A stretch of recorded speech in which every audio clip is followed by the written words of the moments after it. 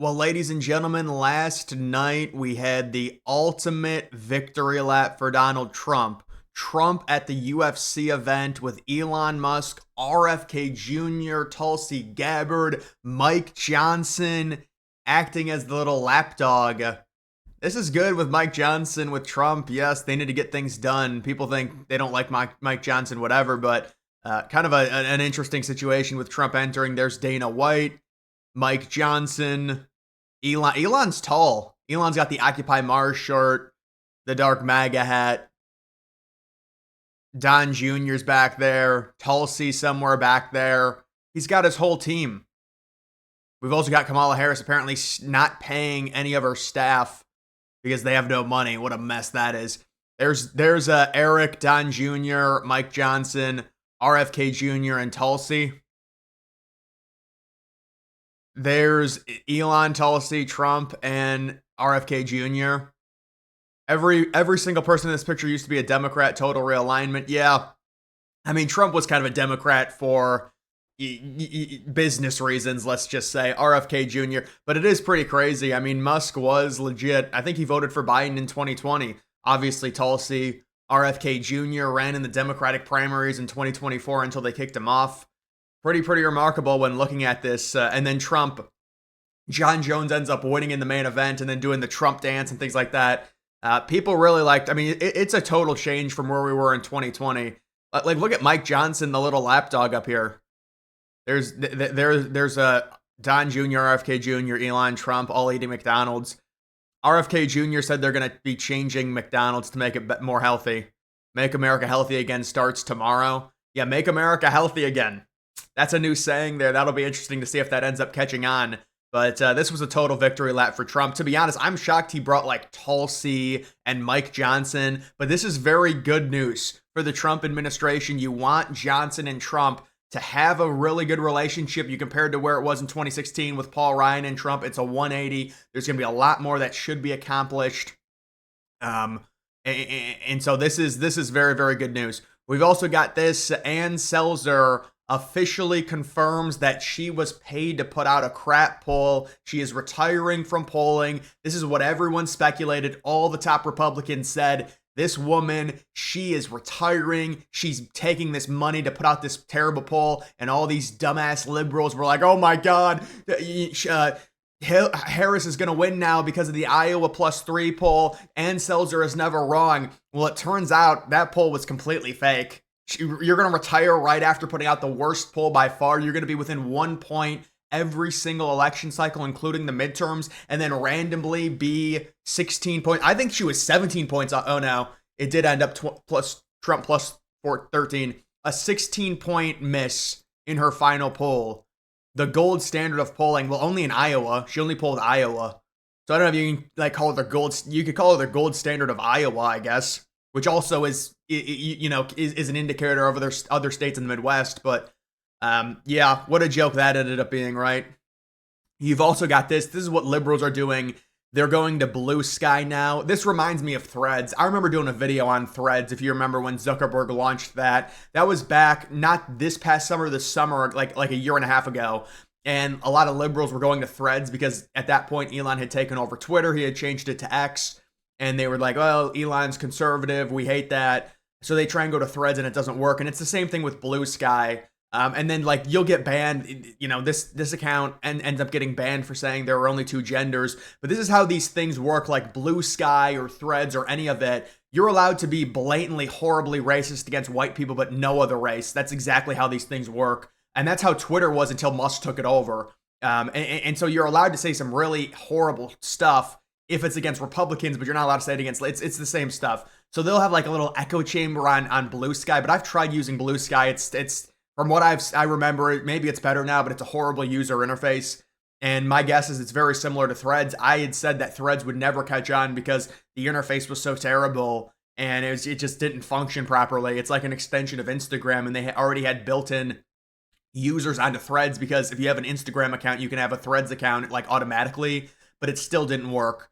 So listen, they can go there. It'll be like a Reddit 2.0, Blue Sky will, and it'll just be a crazy echo chamber. That's the good thing with Twitter, and that's what keeps bringing people back, including liberals, is say what you want about Twitter and whether or not you think Musk is conservative or is biased or whatever. There are a lot of liberals and there are a lot of conservatives on X. And when you have these other platforms that branch off, whether it's a Truth Social, which is a right-wing cesspool, I agree. Whether it's something like Blue Sky, which is a left-wing, I mean, look at our politics. It's impossible to even read that stuff because it's all just one party. What's the fun in that? There's no fun. We all have our echo chambers. We get that. But when sometimes it becomes too much to where it's just out of control and you're just hearing one side.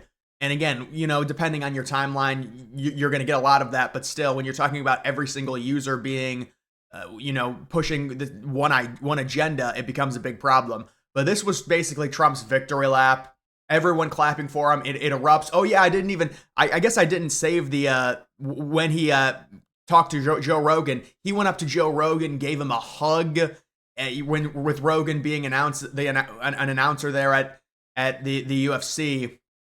So, he really likes Rogan, and I'm guessing he's probably going to go do Rogan again during his presidency. Could you imagine that? That probably would raise his approval rating.